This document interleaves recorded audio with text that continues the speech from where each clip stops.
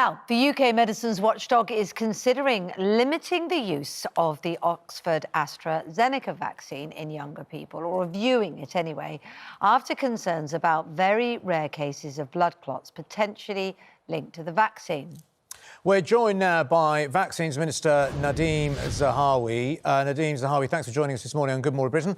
In the past, you've told us that there will be no need for vaccine passports, anything similar domestically. It seems that may well be changing. Do you now agree that have you changed your mind on this? Is it now a case that we will need some sort of certificate to tell people what our coronavirus or COVID status is? Well, let me try and unpack that a little bit, Adil. So, obviously, a number of countries have already indicated that as and when travel reopens, they will require some form of vaccine certification, or as they do now, test certification, as we do for pre-departure test certificates for people coming to our country.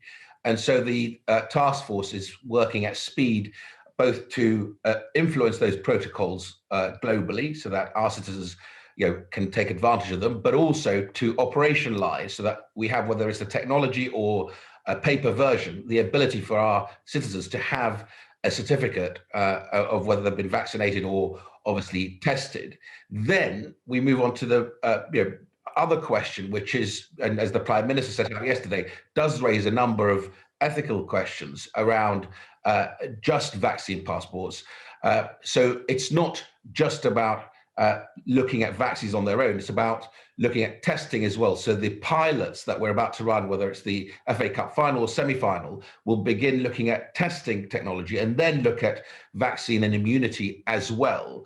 And so we want to make sure we look at all these things, because it would be remiss in many ways if we then find out, and I come on your program, that another country, whether it's Israel or Europe, has been able to find some way of opening the economy whilst using some of these technologies, and we haven't looked at them properly. So it's only right that we look at this. Michael Gove is consulting with stakeholders, with businesses, with MPs across the board, because there are some difficult questions if it's just vaccines, that some people can't have a vaccine, as I said before on your program, but everyone can have a test, for example. But it's the combination of all those things that we should look at, so that when we get to the stage of reopening the economy fully, we can do it in a safer way as possible.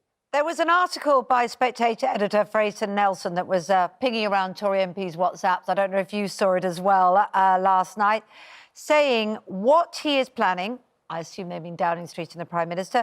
What he's planning is a digital identity card loaded with personal health data, so a bio-identity card. The Prime Minister is not confirming this, is being disingenuous. It's a passport for the pub is a live idea. Do you know anything about that, or have you been party to any discussions or heard rumours of any discussions of a digital identity card with personal detail? So the Prime Minister's made it very clear that next Monday he'll go to a pub garden and enjoy a pint, as hopefully many of us will do. You don't need to show any certificate whatsoever. And on the 17th of May, if all I understand that, you've said that. What I mean is, do you know anything about these plans? Yes, sorry. I'll come back to that. Don't worry. I was just going to say, on the 17th, you'll go in the pub and you still won't need to show any certification.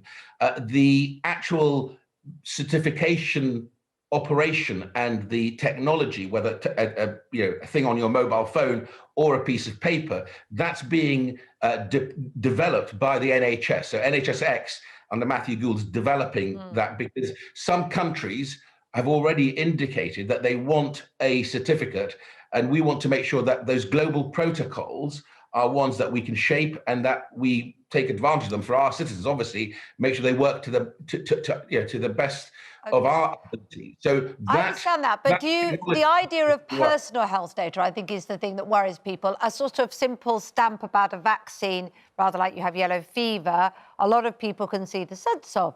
The idea of personal health data becomes more contentious, doesn't it? If that were to be the case, is that something you would support, and in what context? Well, as I said, look, ultimately what we want to do, and if we keep that in mind, whether it's us on this program now or Fraser Nelson, is that we want to reopen our economy and reopen to the rest of the world in the safer way as possible by continuing to bear down on the virus.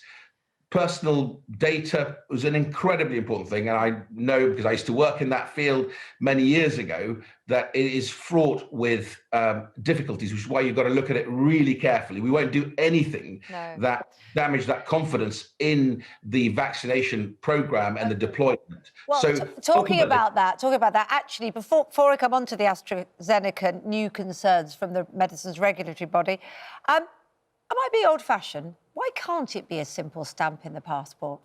What is wrong with that? Why do we have to have a digital app with other data on? Why can't someone just say, yes, you've had it?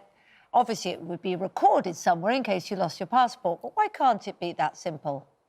You're absolutely right. So NHSX are looking at both a paper version and a digital version. There are a number of issues. It's not just personal data, by the way. It's also about how you authenticate it so that people can't effectively, fraudulently create these things. And there are plenty of people doing pretty awful things, as we heard in your earlier piece, of taking advantage of people who are vulnerable. So it's got to be robust, which is why NHS is actually in they're the ones, NHSX are the ones who are developing this thing. We want to make sure it's available to our citizens for international travel. And then, of course, domestically, the idea is that we look at all these things, pilot them, and not jump the gun. But when we're ready, if we think there is something that will work and will allow us to open the economy whilst really controlling this virus, then we'll absolutely bring it forward and share it with the nation. OK, so AstraZeneca, we heard the regulatory body, the MHRA, have been all for it, no concerns. Now they're reviewing it. Even if they come to the decision that it's actually fine, that is going to cause concern, isn't it? Because the numbers are there, no proven links, absolutely safe, but particularly in younger people, it is now under review.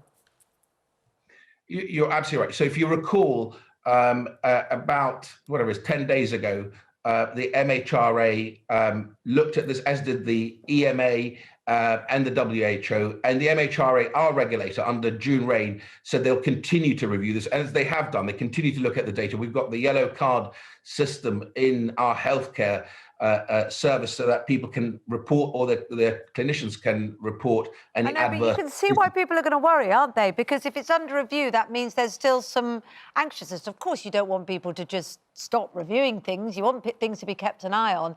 But the speed that this vaccine has rolled out, and we're all very pleased that it's gone so well, means that people are going to think, well, hang on a minute.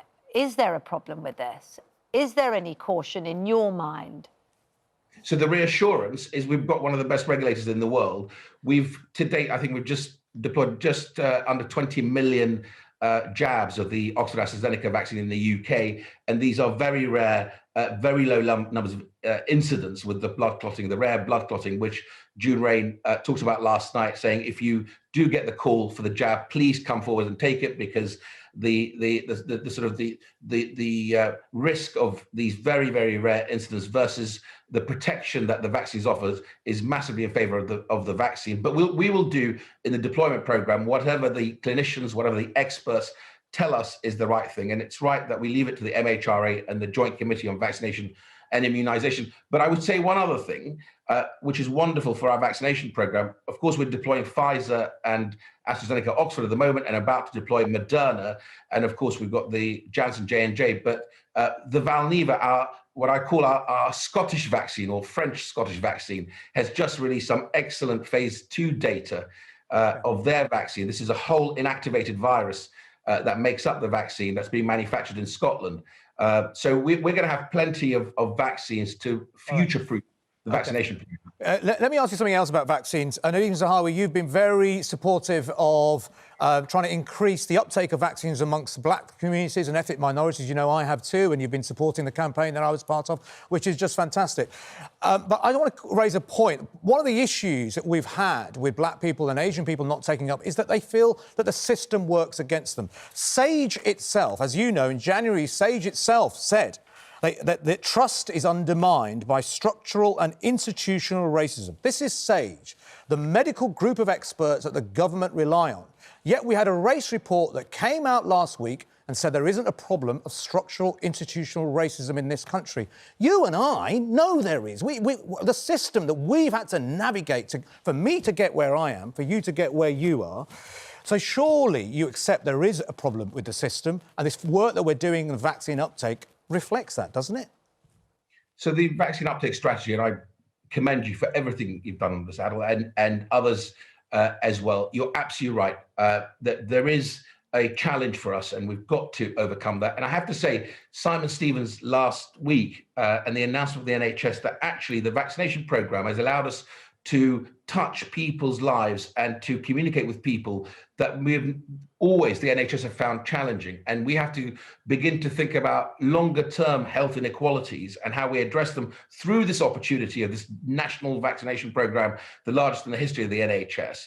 But what Tony Sill did with the report, I think if you look at the recommendations, let's take away all the sort of, the noise around the report. The recommendations you and I would absolutely support and agree on. Now, as a government, we'll look at all those and we'll respond to them. We won't necessarily agree on everything, but actually what that report has done is begun to address some of what I would call where the rubber hits the road issues. Sure, you're right. That will make a difference to young people's lives that you and I care about. I used to be the children's minister. I had 75,000 kids of no fault of their own that were taken away from their biological mum and dad. Just very quickly then, do you regret some of the top lines about institutional racism that's come from the report? Do you regret some of that then?